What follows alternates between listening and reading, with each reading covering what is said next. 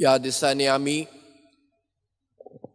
जेजून आपल्या 12 शिसांक विंचून दुसऱ्या दुसऱ्या गांवांनी धाडले आनी वेच्या आदीं ताणें तांकां कितें कितें सांगलें तें आमी आयकलें आनी आजूय आमी आयकत आसा. आयच्या वाचपान जेजू म्हणटा,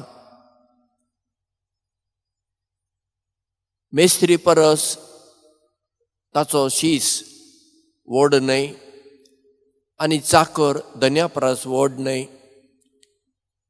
हें आमी जाणाव, कित्याक आमी जेन्ना इस्कॉलान शिकताले आमकां शिकोवपी आसलीं आनी तीं कितें आमकां शिकयतात, तीं कितें आमकां सांगतात आमी चडशें आयकतलीं.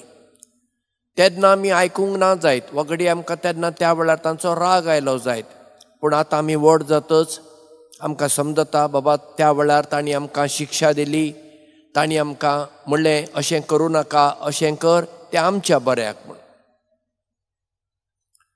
म्हूण जसो मेस्त्री एक बरो आसता ताजो प्रभाव शिकप्यांचेर पडटा. जसो धनी जर बरो ताचे लागीं काम करपी मनशांचेर ताचो बरो प्रभाव पडटा.